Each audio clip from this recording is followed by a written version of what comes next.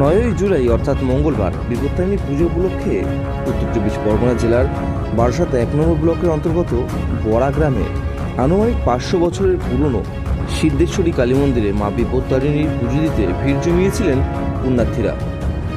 বারাসাত বড়া গ্রামে এই মন্দির ঘিরে রয়েছে অনেক আধ্যাত্মিক ও অলৌকিক ঘটনার কথা।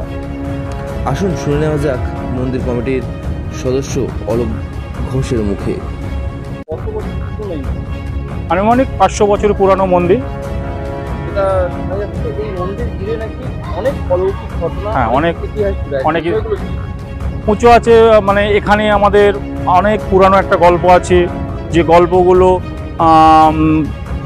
মায়ের রাতে এখানে ঘুমরে বাজতো, মা মন্দিরে যাওয়া আসা করতো, দূরের থেকে দেখা যেত। এখন হয়তো মন্দিরে আলো হয়ে গেছে, কিন্তু আগে ছিল আলো জ্বলতো না, কিন্তু দূরের থেকে দেখা যেত মায়ের মন্দিরে একটা আলো জ্বলছে। মানে দেখে সবাই গায়ে, মানে আমারই এখনই মনে হচ্ছে না গায়ের পশম কতটা বলছে, আমি নিজে দেখেছি।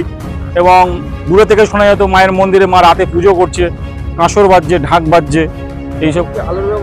তখন কোনো আলো ছিল না, এই তো কারেন্ট এসছে 2-3 বছর এসছে আমাদের এখানে মন্দিরে আলো জ্বলছে। তার আগে তো কোনো কারেন্ট ছিল না, ব্যবস্থা ছিল না। কত বছর আগেকার ঘটনা যেটা আপনি বলছেন? আমি এই গল্পটা বলছি মিনিমাম আজ থেকে 10-12 বছরের পিছনের কথা। আমি নিজে কানে শুনেছি যে মায়ের মন্দিরে রাতে অন্ধকারে মায়ের ঢাক ঢোল বাজছে, এবং দূরে থেকে দেখতে পাচ্ছি যেন মায়ের মন্দিরে যেন একটা আলো জ্বলছে, আলোকিত হয়ে আছে। এই ঘটনাটা আছে আমার তো ঠিক মায়ের মন্দির যখন এই করতে যাব, অনেক সমস্যা ছিল যে মায়ের মন্দির আমরা এখানে করতে পারছিলাম না। সে মায়ের আদেশ, মা বলেছিল যে তোরা কর মন্দির, আমি আস্তে আস্তে তোদের ডাল সরিয়ে দেবো। সেই মতন ডাল সরেও গেছে। মায়ের এই মন্দিরে আরও অনেক কিছু দেখা যায় যেগুলো আমরা শুনি, কিন্তু বলতে পারি না এগুলো কি আছে। অনেক এখানে অনেক পোকা টোকা, মানে জীবজন্তু দেখা যায় মাঝে মধ্যে। সেগুলো সব মায়েরই, এখানে ঘুরে বেড়ায়, বাইরে যায় না এরা। এইসব মায়ের এই মন্দিরে মায়ের সাথে সেগুলো যোগ আছে। অনেক অনেক অনেক জাগ্রত মায়ের। অনেক দূরের থেকে লোক আসে, অনেক আমাদের যাত্রী আমাদের মায়ের মন্দিরে আসে, অনেকেই পুজো দিতে আসে। যারা জানতো না এখন অনেকেই জেনে গেছে, যারা জানে তারা একদম কেউ সপ্তাহে আসছে, কেউ মাসে আসে, মায়ের ঠিক পুজো টাইমগুলো পুজো দিতে আসে। এছাড়াও বিপত্তারিণী পুজোর সঙ্গে জুড়ে রয়েছে এক ব্রত কথার গল্প। কি সেই ব্রত কথা, কি বলছেন পুণ্যার্থীরা, আসুন শুনে নেব তাদের মুখে। ব্রত কথা হচ্ছে, এক মুচি একটা বউ ছিল, আর ব্রাহ্মণ একটা রাজা ছিল, আর তার বউ ছিল রানী। এবার মুচি বউর সাথে রানীটার খুবই হাতে মিলেমিশে থাকতো, কিন্তু তার হাতে কিছু খেত না, কিন্তু সে ছিল মুসলিম। এবার একদিন রানী বলছে যে আমার বউ মাংস খেতে ইচ্ছা করে, তাহলে তুই একদিন নিয়ে আসিস। এবার ও নিয়ে এসছে চুপড়ি চাপা দিয়ে, তা রাজাকে না জানিয়ে রানী সেটা চুপড়ি চাপাতে ঘরে রেখেছিল। এবার সেই চুপড়ি চাপাতে ঘরে রাখার পরে রাজা কোন ইঙ্গিতে এটা শুনতে পেয়েছে। এবার রানীর কাছে সেটা জিজ্ঞাসা করার পরে রানী বলল, না ওটা কিছু না, ওটা ফুল আর ফল ঢাকা দেওয়া আছে পুজোর জন্য। তার আগে রানী ভাবছে যে এই বিপদ থেকে মা যেন আমাকে উদ্ধার করে, আমি যে গোমাংস এনে রেখে দিয়েছি তা যেন ফুল ফল হয়ে যায়।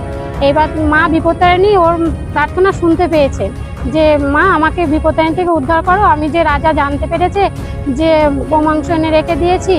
তা সে মা শুনতে পেয়ে এখন ওটাকে ফুল ফল করে দিয়েছে। বলেছে, যা রানী রাজাকে গিয়ে বলো যে ওটা ফুল আর ফল ঢাকা আছে।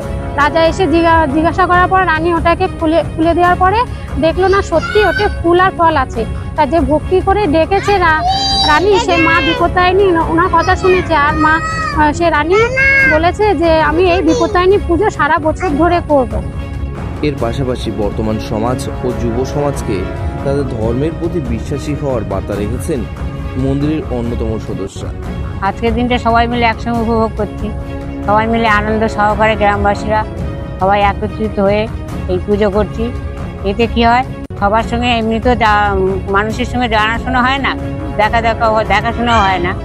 এবার এই পুজো উপলক্ষে সবাই একত্রিত হলাম, মাকে সবাই ভক্তি করে পুজো করলাম।